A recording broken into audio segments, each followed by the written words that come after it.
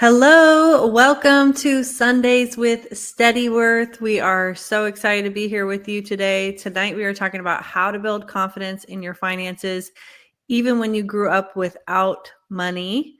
Yes, My name is Laura, life and leadership coach. I'm Gabe, CFP professional. Welcome back. We are actually filming this episode a few days early. So this one is pre-recorded because today is August 10th and it is Laura's birthday and we are out celebrating her birthday. So happy birthday to you. Thank you. It's my birthday month. Yes, your birthday month. Yes, but couldn't miss a Sundays with Steadyworth. We enjoy this time so much, getting to connect with you guys and talk about all things money, life, and how to grow and get better. So, Yes. So yeah, and before we're about to hop right in and get right to it, but before we do, I just wanted to make a quick announcement that it's come to our attention through our algorithm that through looking at it that through our analytics that 70% or 80% of the people who watch our videos are not subscribed. So if you've been tuning in and getting some value out of this content, please go ahead and subscribe. We're working on getting our message of financial education out to the world. So please go ahead and give us a subscribe and like this video. It really helps the algorithm to get this message out. yes, Without and further ado, it would be a great birthday gift. yes, that's what Laura wants for her birthday. Subscriptions and likes and comments on this video, on all of our videos. But if you're watching this one would be awesome. So I want to kick us off and ask you. So today's topic is really about how to build confidence with your money, even when you grew up without money, or not as much as you thought, or not as much as what you perceived other people had, whatever your story is. So we really like to ask our clients this question, but what's the earliest memory you have of feeling confused or intimidated when it came to money? I had to think. So my earliest memory was I remember getting out of high school and I really wanted to start learning about money. And going into college, I was not a finance major and I didn't know much. And so someone told me to read a book called Rich Dad, Poor Dad. I read the book. It was a great book. Like I couldn't put it down. And it was mainly talking about real estate investing. But then I just felt a bit frustrated because, I'm from Oakland, California. I grew up in the Bay Area where real estate prices are really high. So back then, like a starter home was maybe about 350,000. And it just felt so out of reach for somebody who's 18 years old. Like how can I have this type of, how could I come up with that type of money to buy a house and then rent it out to someone? It just felt like a lot of money. And then, and I remember kind of continuing on this because I also was very interested in learning about the stock market, but no one who I grew up with really knew anything about the stock market. My parents weren't investing in it. I had one uncle who was investing in it. And, and I remember asking him and he encouraged me to get on Google, but then I didn't really know what my follow-up question was because I couldn't think. I was like, well, what should I Google? What should I ask? And I guess now reflecting back, my biggest question was I would like to open an account, but I'm not sure what type of account to open or what to put in that account. And not giving Steadyworth a plug, but since we're on the Sundays with Steadyworth channel, I just going to go ahead and give a shameless plug to the financial education courses that we offer. It's literally the courses that I wish that I had when I was 18, 19, 20 on, what is the stock market? How do I open an account? What are the things to fund that account? How can I start investing? And how can I manage it myself? And so, those are the things that we coach around. And those were a lot of the questions and insecurities I had when I first when I was first a young adult trying to figure out finances. Yeah. And, one thing that I was just thinking of as you were speaking as well is kind of growing up in this generation or growing up in the 90s. The stock market, my parents were not familiar with the stock market at all. My mom was like a budgeting master. And so we didn't really talk about the stock market. We didn't understand what the stock market was doing. There was a lot of fear and a lot of risk associated with the stock market. And when I really think about feeling confused or intimidated when it came to money, I remember as a kid, this is maybe silly, but I really wanted to move down the street from one of my best friends in her neighborhood. And I was like, why can't we move there? Like, I did not understand why we couldn't move down the street. I remember looking up houses online and or wherever we looked up houses back then. I don't even really remember if it was Uh-huh. online. And I remember it being like, I don't know, 425,000 or something. And I was like, can we just get it? Can't like I didn't understand that there was like taxes, all this Yeah. interest. And I was like, no, like we can't move, like not understanding that my parents had bought their house for like 3 times less than that, and there were just not room in the finances for that. But I remember thinking, why can't we just move to that house? Like, I really want to move to that house. I really want to be down the street, but I didn't really understand why or what the reasoning was. And so that I think that was something that I was like, I need to have money if I want to live where I want to live or be next to the people I want to live. And so that was just kind of something that formed my not at the time it wasn't a coherent or an aware thought, but it was something that kind of drove me later in life. Sure. I Um, remember actually having that same exact thing, because my dad is a painting contractor. And so I remember with this one house we really, really, really, really liked. I still remember the street it was on Machado in Hayward. And it was in mhm. the Hayward Hills. And we went, and I remember painting that house. I'm like, man, can we move into this house? I'd have this great room. It'd be upstairs. There was plenty of Yeah. space. I just remember that house. And I remember at the same time we were painting this other house on Sequoia, and I was going back and forth on which one I liked the most. And they were like, we can't afford this house. But then a couple years later, there's another house that was on Butters, and now this one was the one. I mean, it was the one, and I was like, yo, Yeah. this is it right here. This is it, because the way this house was set up, my room was going to have a bathroom in it. And so it was Yeah. like, it was so It awesome. was And like so, next level. right. And I'm like a kid with the room with the bathroom in it. So I was like, yo, this is it right here. Yeah. And they're like, yeah, this house is, I mean, back then it was $500,000. That's entry level house. I mean, you'd be lucky to find an entry level house like that in the Bay Area now. But this is also like 1993. And they're like, yeah, no. So, Yeah. Well, one thing that I'm even thinking about, and I know a lot of people have different messages that they hear growing up from, family members or parents or siblings. So, what messages did you hear growing up about money, and how do they shape your beliefs today?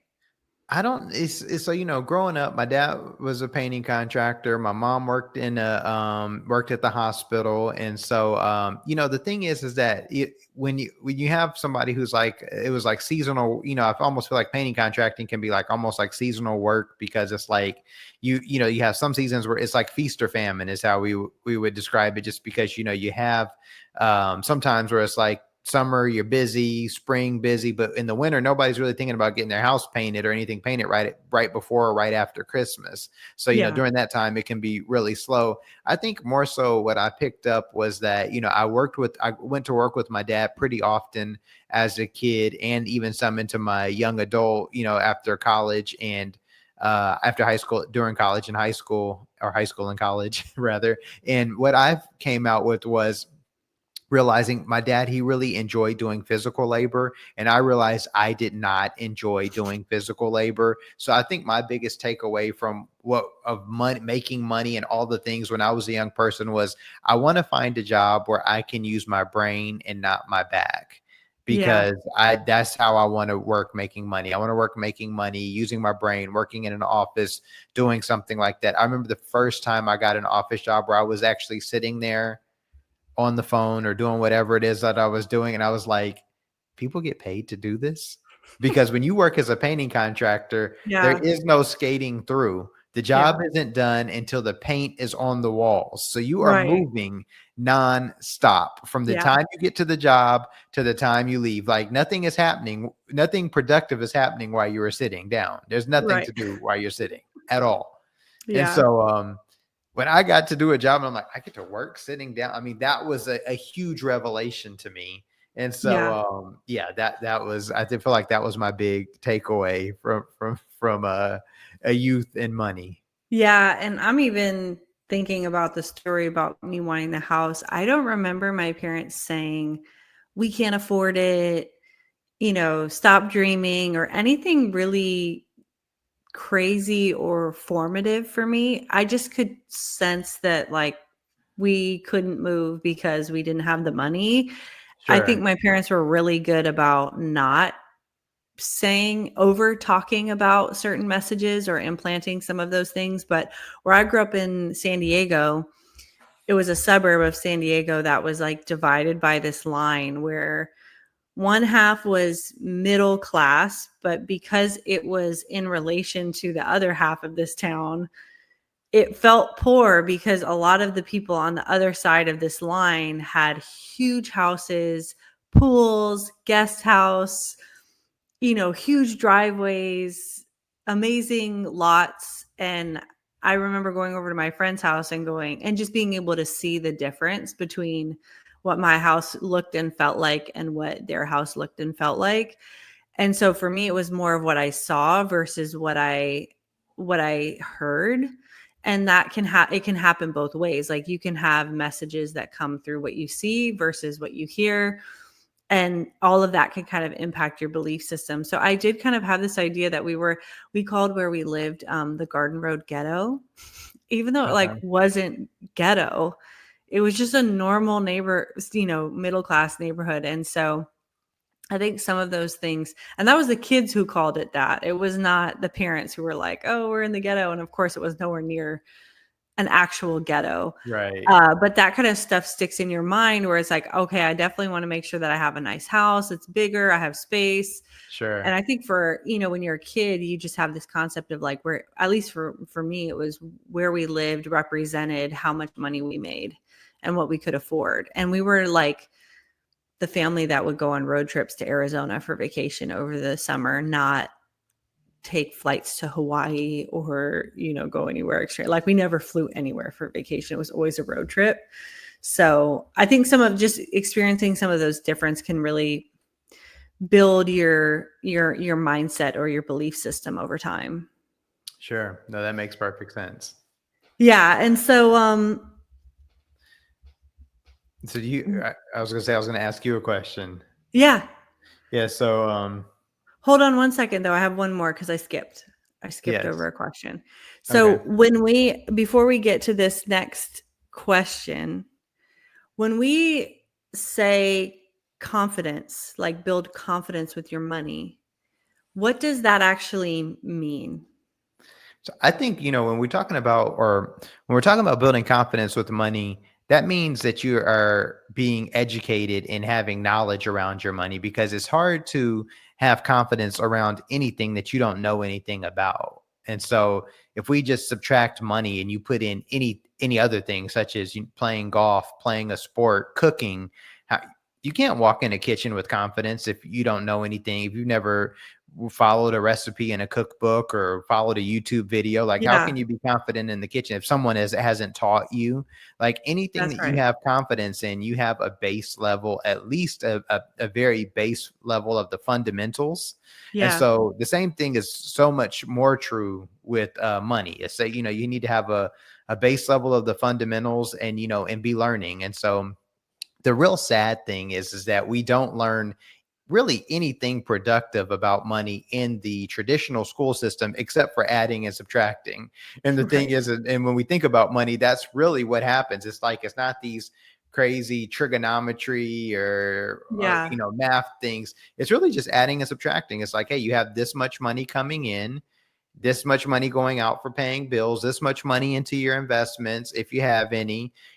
Probably one of the most complicated math things is figuring out if you have a mortgage, how that thing actually works, because those Yeah. things are a bit more, mortgage calculator is a bit more, it's just Advanced. not as intuitive. And so, Yeah.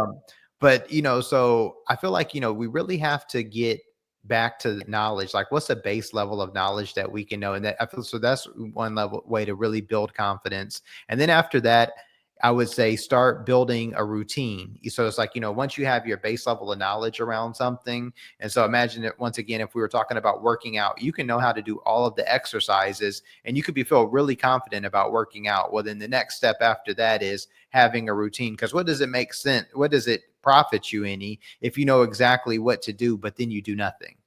Right. Yeah.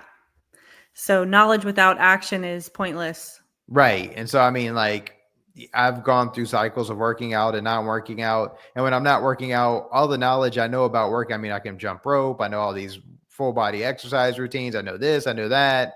I know, how to set up a Yeah. running program, but what does it matter if I'm not doing nothing? I'm sitting on the couch eating chest pie and drinking coffee, like, Right. which is a real thing. Yeah. Which we'll touch on during the holiday season, what chest pie Yes. is, if you haven't heard of it. Yes. Yeah, and I like what we were talking about this earlier as we were prepping. But I like what your boss said, your old boss too. Can you touch on that a little bit?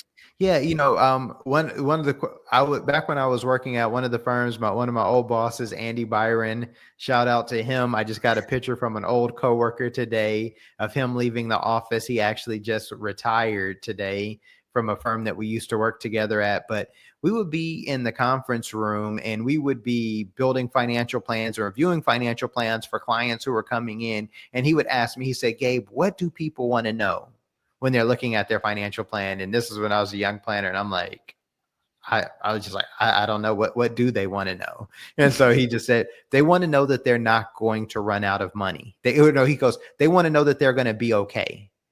And what it means to be okay is that they're not going to run out of money, because a big part of our retirement base, of our client base, was retirees. And if you run out of money in retirement, it is a problem. And Yeah. so, and the same thing is true though for someone who's not retired. It's like if you have confidence and you can look at your finances and know, hey, I'm going to be okay. I have money coming in. I know exactly where it's coming from. I know how much money needs to go out. I know how often I'm going to get paid and from where. I know what goals I have, and I know exactly how I'm going to go after those goals. The position that I'm in right now, I'm actually in a trajectory to accomplish. I'm on the proper trajectory to accomplish those goals. I would say when you can say those things, you are feeling confident about your money. When you are not saying those things, such as like, hey, I don't know where my next paycheck is coming from.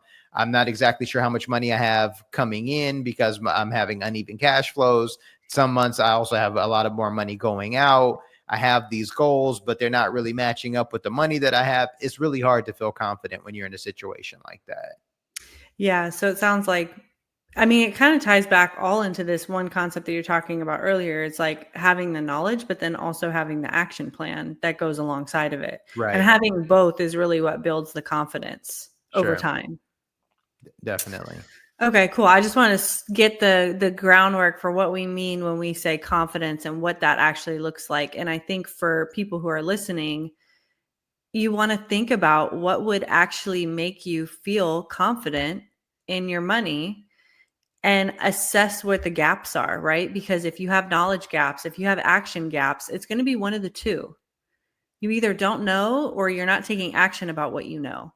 Right. So those are the things that kind of make up confidence and how you can kind of move forward. So if you take nothing else from this episode, if you click off now, knowledge and action is what builds confidence together. So we That's can right. keep trucking And then along. give a like for Laura's birthday. Yes, and a like for Laura's birthday and a comment. Yeah, feel Yes. free to comment. Yes. Okay. So Yeah. I'm going to give a question. So what are some signs you're still operating from a scarcity or survival mindset, even if you make good money now? Great question. This was me 6 years ago. So I understand this deeply. And I think one thing that we see a lot that I saw in my own personal experience, but also something that we see with clients is that you make irrational decisions that don't actually represent the numbers. So like your decision making and your numbers are separate. So maybe you have a lot of anxiety because you have debt, but you actually have a ton of money saved, and you could take the money you have saved, pay off the debt, and erase the anxiety. Right? So it's like you're making decisions, or you have a financial plan that isn't connected to the numbers. It's connected to your emotions or your thought patterns or your mindset. That would be one thing that I would say. And it's pretty easy to see. Like if you look at the numbers and you see that you have money in your savings account and you could pay off your debt, but you don't want to do it for whatever reason, that's a scarcity or a survival mindset.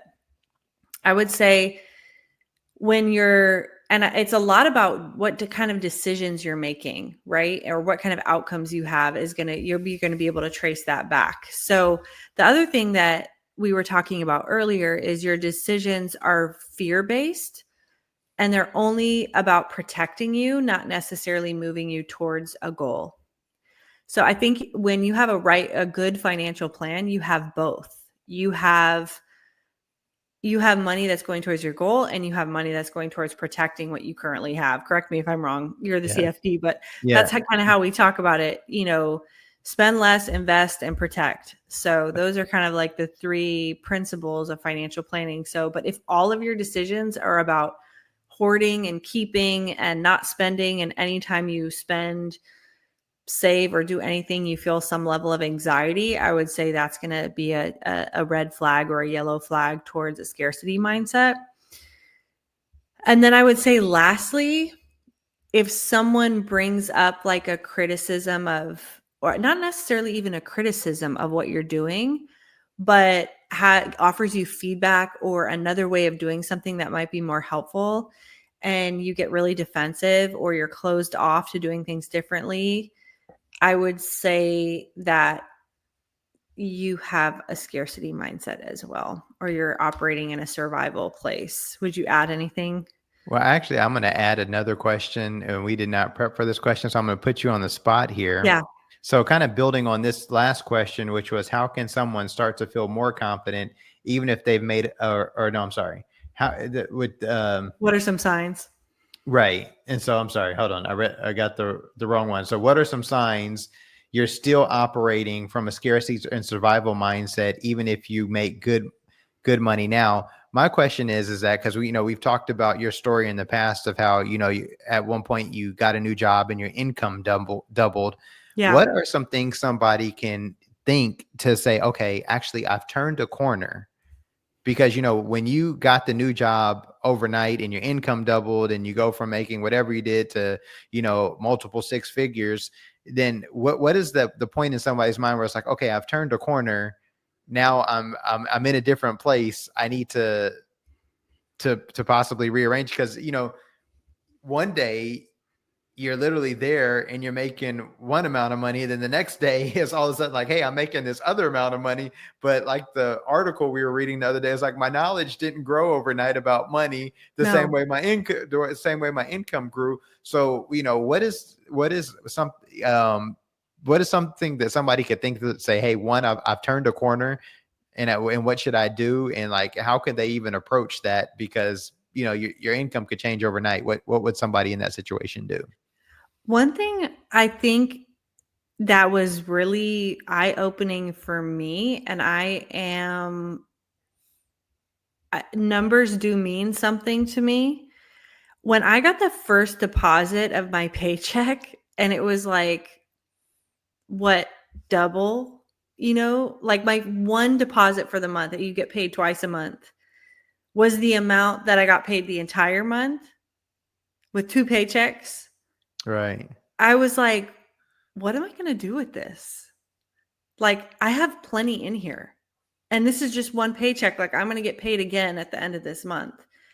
And so for me, I had such a good living situation, number one, like such a good one. I didn't want to leave. I didn't want to move. I didn't want to do anything. Like, I loved where I lived, and it was really cheap for me at the time. So my expenses were really low. So when that kind of landed in my bank account and I was able to see the numbers like tacked like tangibly, I feel like that was a really big eye-opening experience for me.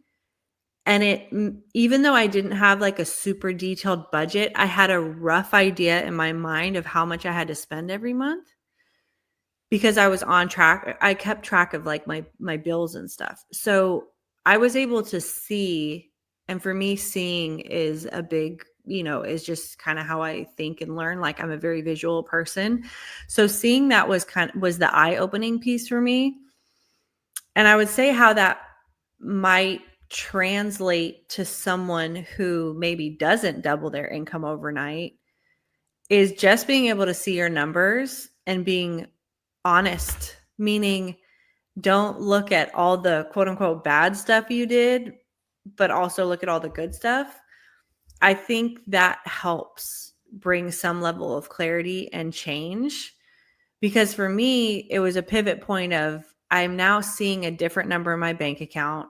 I know I don't have I know I have way less bills that need to go out. So what do I do with this? And that was kind of the eye-opening moment for me. And thankfully, I was dating you at the time.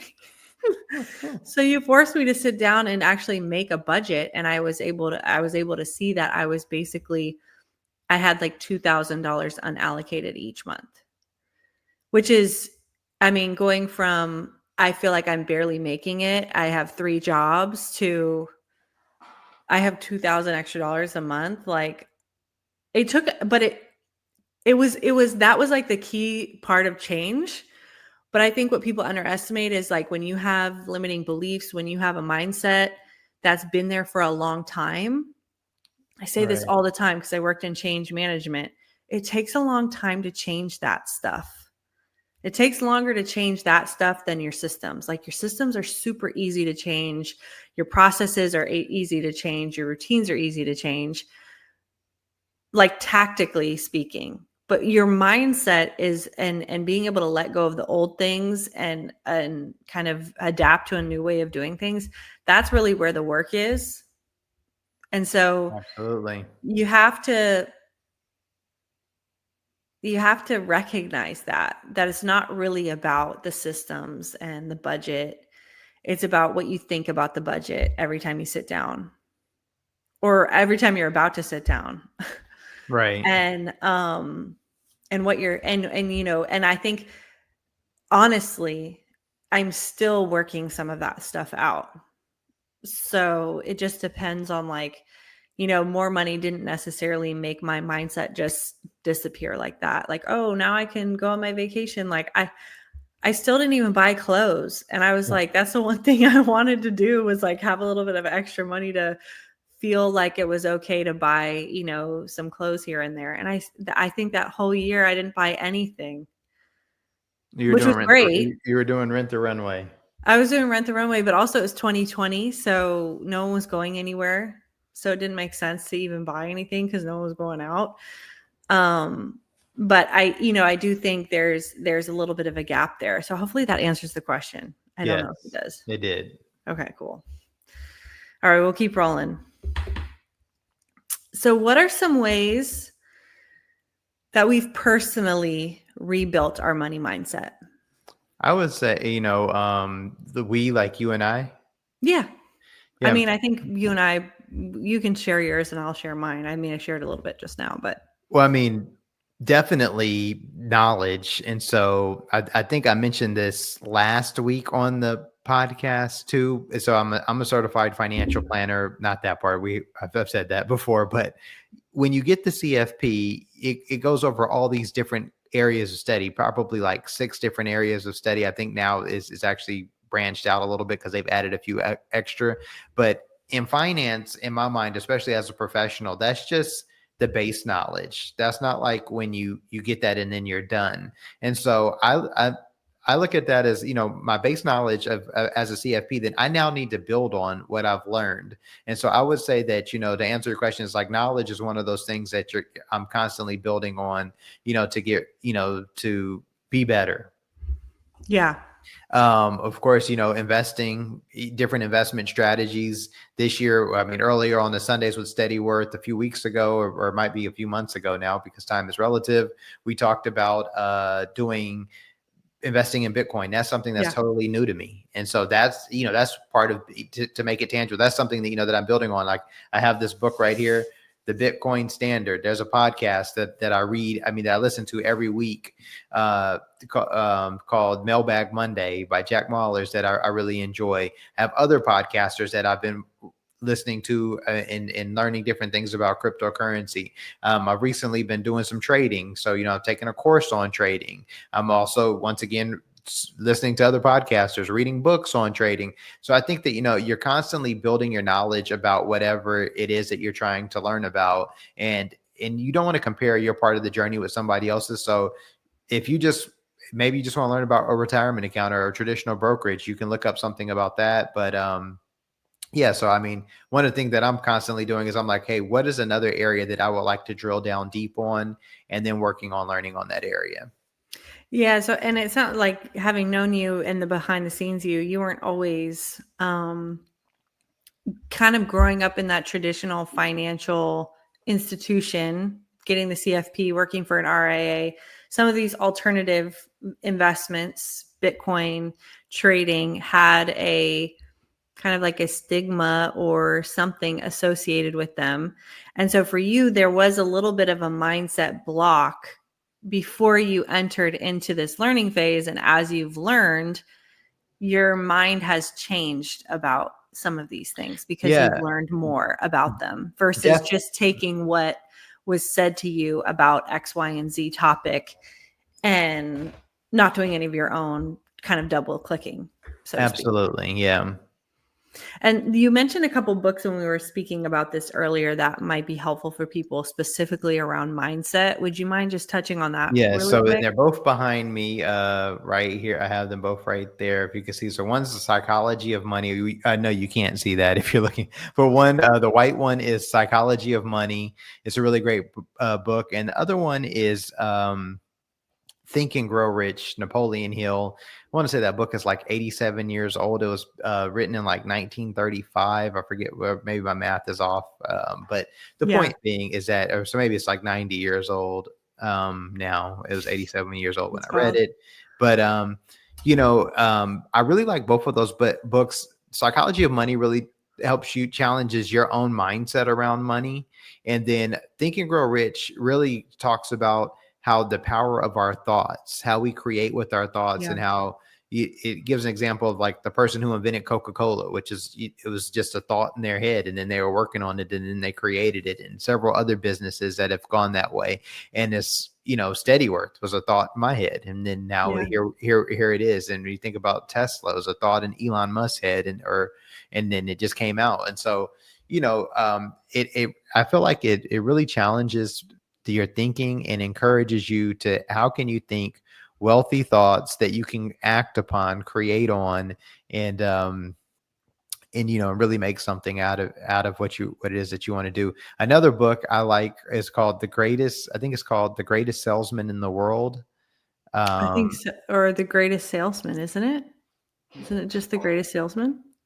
yes, it is right here. I actually happen to have a No, copy in the right here. world. Yeah, Yeah, The Greatest Salesman in the that's a World. good one too. Og Medino, I think that's how you say his Yeah, name. And it is a book that it's not just talking about sales, it's really talking about mindset. And I feel like if you read, this is a very short book, like 97 pages, but if you read this book, I feel like it's also something that can really help you out financially. Because when it comes to finances, I mean, there are the tactical things that people don't know, like, okay, what's the difference between a Roth IRA, a regular IRA, traditional yeah. brokerage? What are the And stuff which that one should goes I in this invest in? account? How do I buy my first crypto? What's the difference between Bitcoin and this and that? I mean, there are tactical things, but at the end of the day, if you are working a job where you're able to pay all of your bills and you have a little bit of money left over and you're having financial troubles, generally it's not a money issue, it's a mental issue. Not Yeah, saying that you have mental issues, but because I'm not saying that. But what I'm saying is that, our thoughts are holding us back financially more than our money is, especially yeah. when we get to a certain level of earning. And so it's so important to have, just create a mind that has fruitful thoughts. And one way to do that, that's not reading a book or listening to a podcast, is getting around people who think about money differently than you do. 1000%. Yes. This is probably the most important thing that you can possibly do for yourself. If you're around people who are always talking about how broke they are, or who are talking about how they're struggling, or there's, it's so hard to get by, or, the world is so rough right now and so uncertain. And what are we going to do to take, what are we going to do to pay our bills or buy a house, or, like all these conversations that are happening either on social media, in our friend groups, over wine night. I mean, whatever it is, getting away from those conversations is probably the biggest way to get peace of mind, one, about your finances, but also to start rebuilding your money mindset. There's tons of content online where people are talking about, manifesting thoughts, all of that stuff. And all of that stuff is good and well. But it's like, if you're doing that in your private time, and then in your, your friend relationship time, your friends are talking about how rough things are and how, they're never going to make it and they can't afford anything or they're in debt or whatever it is, that is going to draw in your pocket more than any learning you do. Yeah. What is the saying that's like you, the sum of the five 5 closest closest people. people? Right. And so, that even includes family. Like your family obviously probably has a similar money mindset to you, because that's where you grew up. And if you don't have that, that's great. But I think, even sharing some of your goals and sharing some of your learnings with people who don't think that way is going to be really discouraging and is really hard. And we've run into that personally, where we were talking to Absolutely. friends, we're talking to family members, and the conversation is always the same. And you're like trying to get out of that way of thinking, but it's like, it just goes down that train. So I would say that's another thing too, that we've done, not like cut out those relationships, but kind of separated ourselves from having conversations about that. Yeah. And so, so yes, you definitely want to get around people who are having better money conversations if you're trying to get your money together. Also, if you're trying to go after a big dream, you want to get around people who are going after big dreams as well. I was listening to something and I heard a person say is the biggest way the fastest way to kill a big dream is to tell it to a small mind. Yeah. And so, yeah, you got to be careful who you share your big dreams with, because if they're not thinking as big as you are, they will say something, trying to protect you that will likely discourage you, but and hold you back. Yeah, absolutely. So we've talked a lot about financial education and knowledge in building money confidence. Where should someone start? I mean, one of the books we mentioned would be great, but I'm gonna Yeah. have to give my second shameless plug of the night that on next week on August 13th, I think, next week is August 13th, yes, Yeah.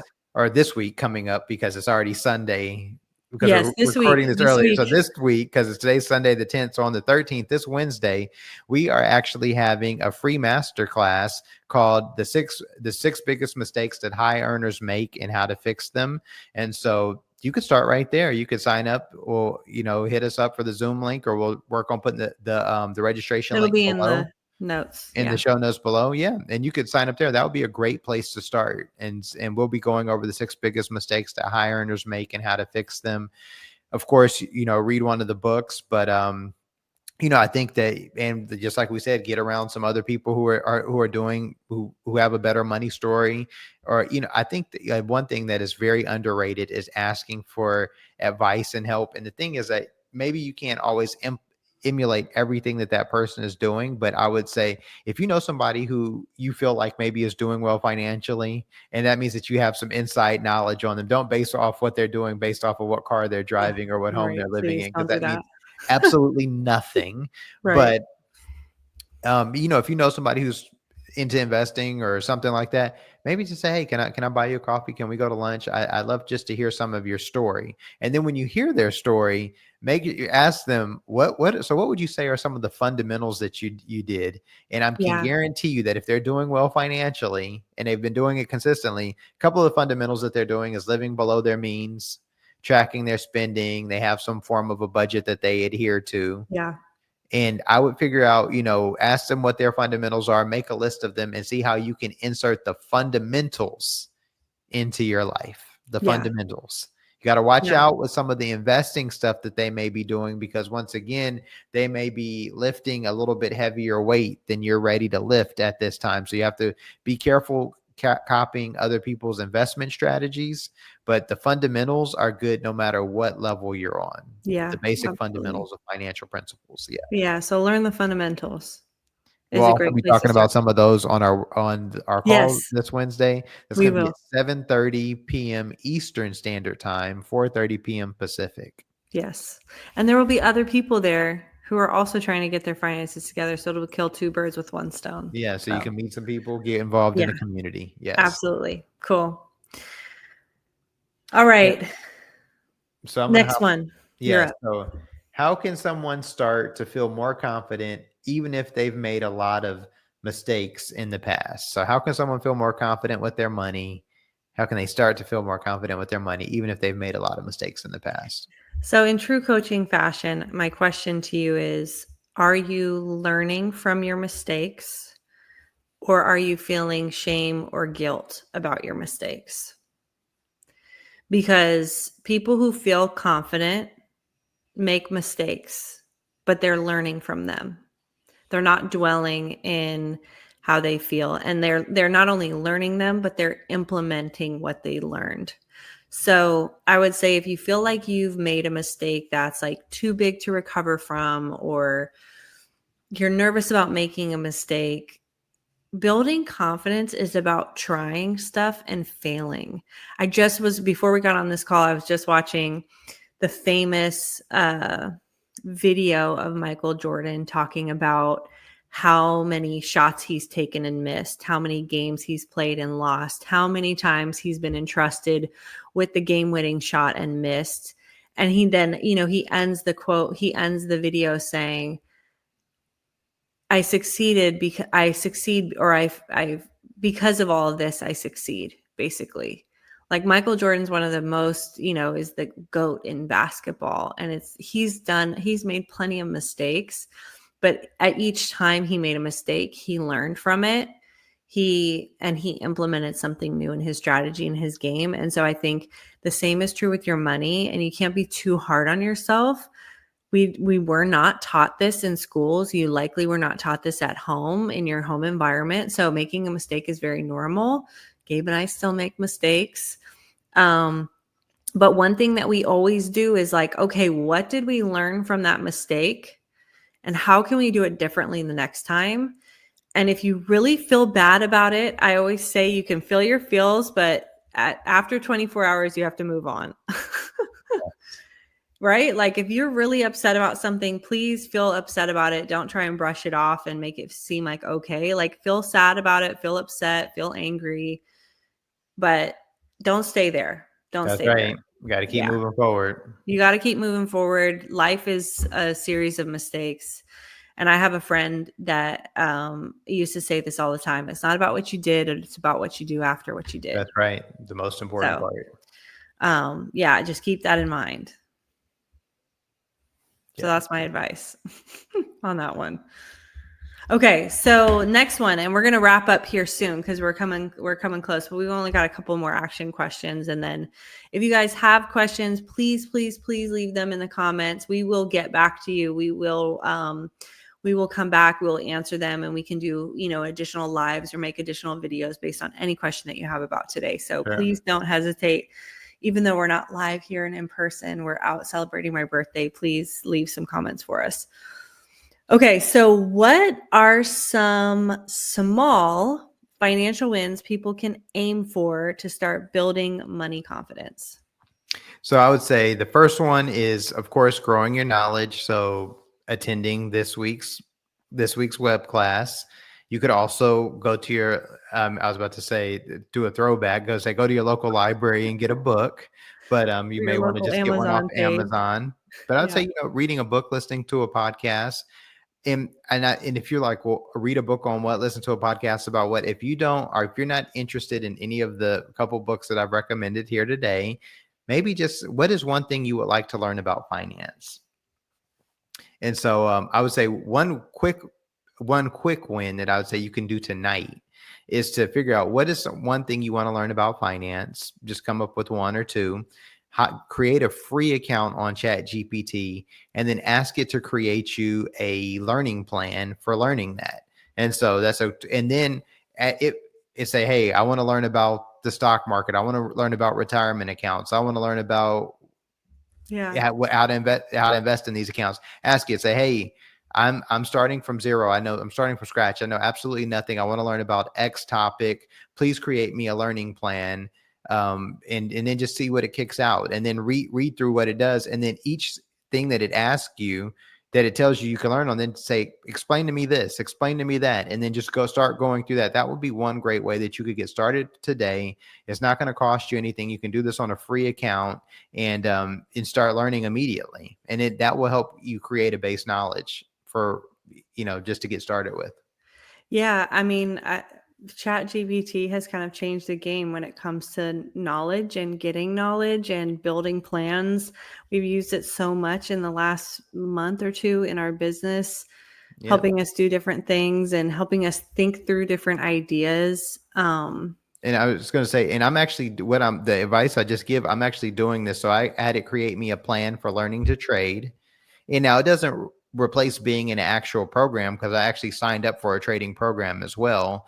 But I did start initially and say, hey, can you create me a program? And I learned a bit from ChatGPT, from just asking it to create me something, asking it a ton of questions. I also had to create a program for me about learning about different cryptocurrencies and, just which ones to study. I was really interested in all companies that are related to cryptocurrencies that are private and public in the US market, just US based companies. Asked it to make me a list of those so that I could start studying all those companies. So, I mean, it's very useful for different things that are related to just getting knowledge. I feel like it is more so it's probably what people thought of when they say, I don't know what it is, just Google it.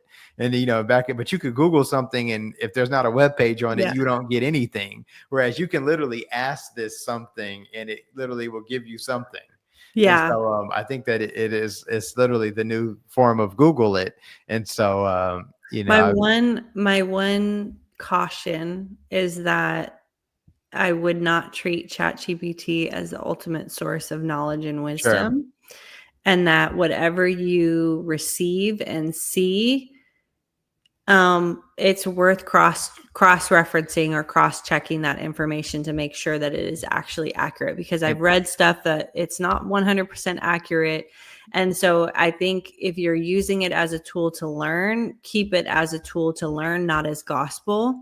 Sure. And I think when you're a student, you should be doing that with anything. So, when I'm learning to play golf, I'm learning from this person, but I'm also cross-referencing it with this person. When I'm learning about trading, the stuff I'm learning from trading or about crypto on ChatGPT, I'm cross-referencing it with other books, podcasts, YouTube videos that I'm listening to. I mean, you go to church, you listen to your pastor, but you need to cross-reference that with the word and what the Spirit is saying to you as well. So it's like, nothing, unless you're hearing from God himself. Unless you're confident that you're hearing from God himself, everything is worth cross-referencing. And the great thing about hearing from the Lord is he always sends confirmation. That's right. And he never contradicts his word. That's right. And so, I mean, obviously ChatGPT doesn't have those cross-references. So if you're unsure about something that you're receiving from there, please feel free to email it to us. Our email is in our is on our YouTube page. One thing I can say is that when somebody gets curious about a topic, when you really start diving into a topic, and here's the thing is like, when you start diving into a topic, you'll start asking questions, but then as you start learning, you start coming up with the base knowledge that it helps you then navigate that topic. Yeah. And so, dive in both feet. Absolutely. Yeah. You answered both of our last questions in one. So is there anything else I did. that is top of mind for you today, or any other question that you feel like we should hit before we close out our session, or any takeaways? I'm going to throw in a bonus question. And this one says, how can someone reframe their money story if it is tied to shame or struggle? Great question. What'd you say? I said that's a great question. And so,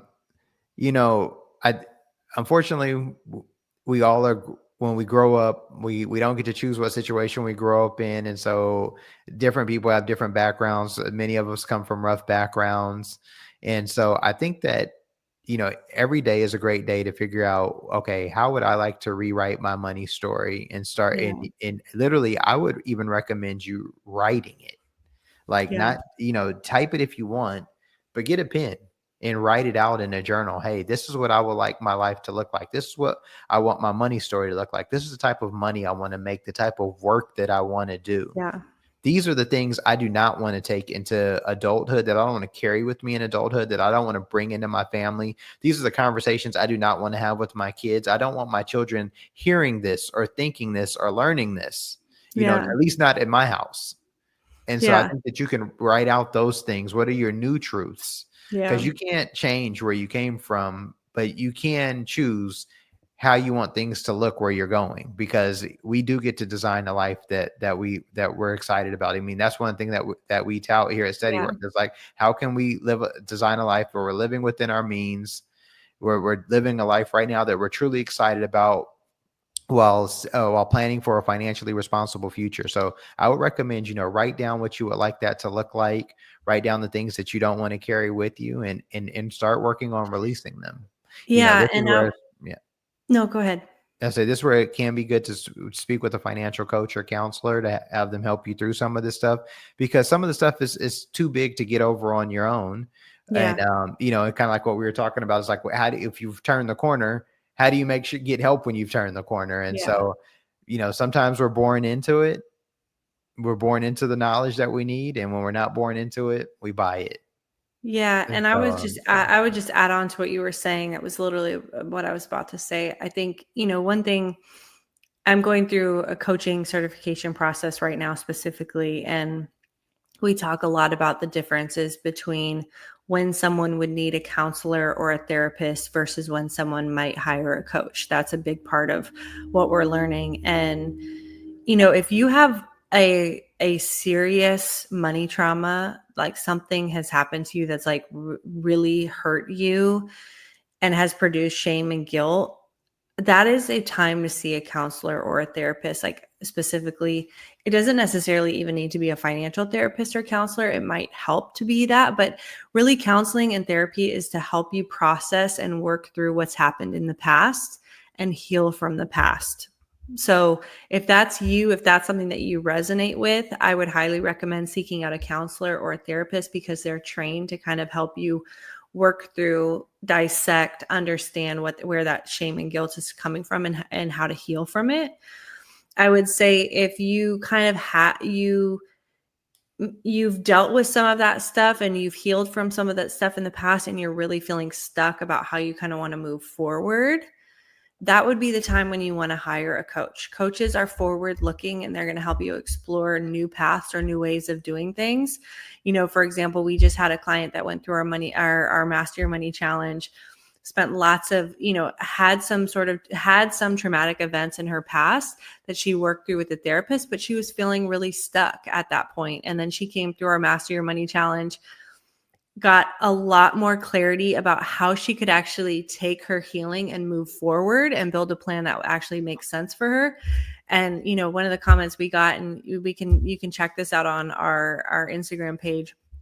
She was like, I literally got more breakthrough in 3 days working with a coach than I have with my therapist in the last 3 to 4, months. And so I think it's really important to understand where you are in that scheme, right? Because a lot of times, if you haven't healed from the past, you need to do that first. yes. Before you can move forward with any sort of progress or sustainability, right? And so I think understanding where you are, and hopefully that makes sense about when you may want to engage extra help to help you work through it, because there is some stuff we can work through on our own, but then sometimes we don't know how in the way we are of our own progress until someone's like, hey, have you thought about it this way? Or what about this? And so I think that's the unique thing about what we do at Steady Worth is, we do provide a level of education around the finance piece, but then we do offer the coaching piece where you can actually integrate that knowledge and use that knowledge to move forward and make progress in your life.